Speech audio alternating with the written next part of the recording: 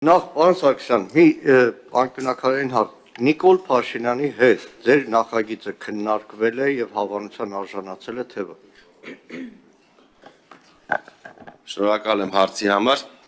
Ես նախագիծը վարչապետին ներկայացրել եմ 2024 թվականի հունվարին։ Ֆիքսվել է, որ աշխատանքներ պետք է տարվեն այս ուղղությամբ եւ վարչապետը որևէ դիրքորոշում չի հայտնել իմ նախագծի հետ կապված, այն ուղարկելով Կառավարության եւ Անվտանգության խորհրդի բոլոր անդամներին կարծիքի 5-օրյա ժամկետում ցանկանում ենք, որպեսզի փոփոխությունները կատարվի ամռան զորակոչին 2024-ի, բայց նաեւ քննարկումների եւ ծավալի առումով բնականաբար չհասցրեցինք եւ միայն 25-ի ամառային զորակոչից առաջ է արդեն նախագիծը քննարկվում ազգային ժողովում։ Վարչապետի հետ քննարկումներ եղել են բազմաթիվ եւ նաեւ 2024 թվականի տարեվերջին նոյեմբերին 11 ամիս քննարկումներից հետո վարչապետը իր մոտ անցկացրել է խորհրդակցություն, որին մասնակցել են Պաշտպանության նախարարության ղեկավար կազմը եւ մյուս իրավապահ մարմինների ղեկավարները։ Քննարկման արդյունքում որոշում է կայացվել ձևավորել միջգերատեսչական հանձնաժողով եւ վարչապետի հանձնարարականն է եղել, որ հանձնաժողովը պետք է աշխատի եւ ամեն ամիս զեկուցի վարչապետին արդյունքների մասին եւ կոնսենսուսի գալու դեպքում միայն նախագիծը շրջանառվի։ Մենք Պաշտպանության նախարարի գլխավորած միջգերատեսչական հանձնաժողովով աշխատել ենք շուրջ 6 ամիս եւ եկել ենք կոնսենսուսի Պաշտպանության նախարարի հետ։ Պաշտպանության նախարարը ներկայացրել է կառավարության ղեկավարին երկրի վարչապետ Նիկոլ Փաշինյանին, որից հետո նախագիծ այն տարբերակով, որը որ արդեն հիմա կառավարության հետ համատեղ մենք համաձայնեցրել ենք, այդ տարբերակով դրել եմ շրջանառության մեջ։ Իհարկե շրջանառության մեջ դնելուց հետո Պաշտպանության նախարարությունը մի քանի այլ փոփոխություններ է առաջարկել, որոնք ես ընդունել եմ եւ կառավարության ըստ էության հավանության արժանացած բոլոր առաջարկները այս պահին ներառված է փաթեթում, բայց առաջինից երկրորդ ընթերցում ելի քննարկելու ենք եւ ավելի լավարկելու նախագիծը։ Պարոն Սարգսյան, դուք հրապարակեցիք լիքը թվեր։ Ես հիմա էկրանի այն կողմից շարքային քաղաքացի եմ։ Մեկ է լսեցի բակ ծառայությունը 1.5 տարի է դառնում։ Մեկ է լսեցի շարքայինը ուսումնական զորամասից հետո 100,000 է ստանում։ Մեկ է լսեցի, որ 1.200,000 ծառայություն ավարտելուց հետո է ստանում, որը չկա, ոչ մի բան չկա։ Փոխնախարարներ են նստած։ Պաշտպանության նախարարությունը պատրաստ է ծառայությունը դարձնել 1.5 տարի։ Բայց հա, ասածս ինչա, պարոն Սարգսյան, քաղաքացին այնքան թվեր լսեց, այնքան սիրուն թվեր, որոնք ձեր նախագծում չկա։ Հարցս, եկեք բարոյական կողմի վրա։ Ես ունեմ 2 որդի։ Ճկռալով այդ 24 միլիոններ չէ դարձնում։ Ճկռալով մի հատ 24 միլիոն տվեցի։ Մի տղուց ծառայությունից ազատեցի։ Ծառայությունից ազատում են էլի, բան չեն անում։ Լավ, այն մյուս տղուց, այդ 24 միլիոնը չեմ կարողանալու տալ։ Ընտանիքի մեջ 2 որդիների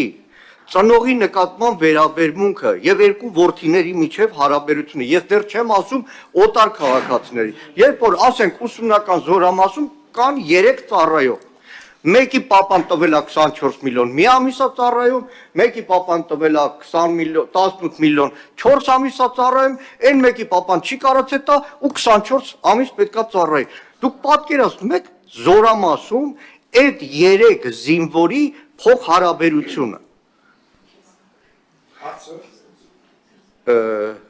Այդ բարոյական առումով։ Դուք ասում եք 2000 քաղաքացի կօգտվի օրենքից։ Պաշտպանության նախարարության առաջարկով կարող է 4 քաղաքացի օգտվի։ Որտեղ Պաշտպանության նախարարությունը ինչ է ասում։ Ամեն զորակոչից առաջ քվոտա եմ սահմանում։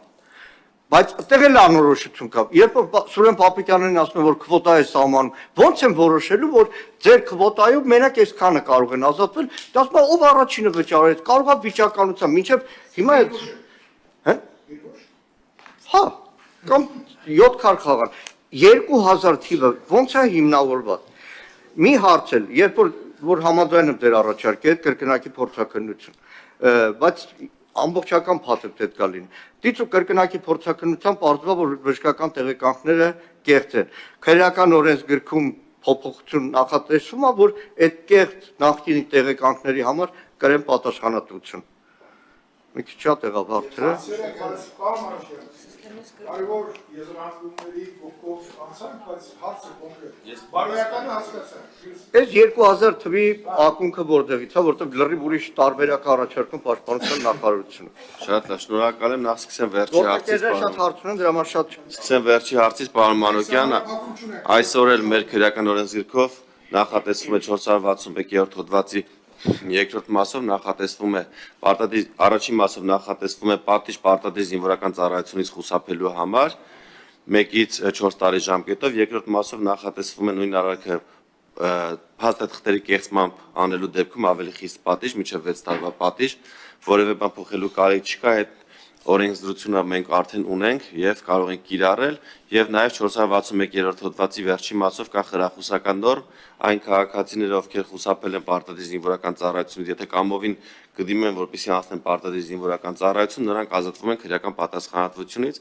այսինքն մենք ունենք վերջին 5 տարիների ընթացքում ավելի քան 43000 ազատված քաղաքացիների առողջական խնդիրների պատճառով, բնականաբար մենք նպատակ չունենք նրանց դատապարտելու ազատազրկման, այլ նրանց մի մասը, ովքեր որ կլինեն, եթե տեղեկատվություն եւ կտան կրկնակի փորձակրություն եւ կտեսնենք, որ նրանք չունեն առողջական խնդիրներ, նրանք եթե զորակոչվեն պարտադիր զինվորական ծառայության, չեն դատապարտվի։ Հաջորդ անարդարության մասով նշեմ, պարոն Մանուկյան, որ անարդարությունը այսօր առկա է եւ շատ անարդար իրավիճակ ունենք այսօր Հայաստանի Հանրապետությունում եւ օրենքը գալիս է շտկելու այն անարդար վիճակը, որը Հայաստանի Հանրապետությունում առկա է։ Մենք ունենք ազգային ժողովում падգամավորներ, ում զավակները այսօր դպրոցում սովորում են վերջին դասարանում եւ պետք է այս զորակոչին կամ ձմեռային զորակոչին զորակոչվեն պարտադիր զինվորական ծառայության։ Ունենք падգամավորի զավակ, ով իրենց դասարանում միակ Հայաստանի Հանրապետության քաղաքացի տղան է, փաստացի դպրոցը ավարտելուց հետո միայն ինքն է զորակոչվելու ծառայության, մնացած իր դասընկերները չեն զորակոչվելու։ Սա անարդար է, թե անարդար չէ զորակոչվողի նկատմամբ։ Եվ ունենք եւս մեկ գործընկեր, ում դասարանում միայն իր որդին է զորակոչվելու եւ եւս մեկը, իսկ մնացած 12 տղաները կամ Հայաստանի քաղաքացի չեն կամ արդեն իրենց հարցերը ուրիշ ճանապարհով լուծել են։ Խնդիրը ինչի մասին է, որ մենք պետք է այնպես անենք, որպեսզի նվազագույնի հասցնենք կոռուպցիոներների գործունեությունը եւ նաեւ տանք խրախուսական կետ, որպեսզի մեր այս քաղաքացիները փակելու դեպքում ոչ թե արտագաղթի ճանապարհը բռնեն, այլ գան ծառայեն մեր զինված ուժերում։ Շատ լավ, հաջորդը։ մի Արձագանքում եք շատ թե հարց։ Պարոն Սարգսյան, անարդարությունը վերացնում են, ոչ թե անարդարության արկայությունը օրինականացնում են ու դարձնում են փողոք Մանուկյան, ձեր ելույթում առաջարկ մեկ էլ։ Նստած ենք, այսինքն ինքը ֆոկուս խումբ է այստեղ, էլի։ Եկեք, այսինքն կամ նիստից հետո, եկեք մի հատ փորձարկում անենք։ Նստած արական սերի ներկաների, քանի հոգին են ծառայել, քանի հոգին են ազատվել, այդ ազատվածների մեջ քանիսը առողջական պատճառով, քանիսը կրթությամբ, քանիսը կաշառք։ Պարոն Մանուկյան, մենք եկեք այս օրինագծով հասնենք ավարտին, հետո կորոշենք մեր քայլերի հաջորդականությունը։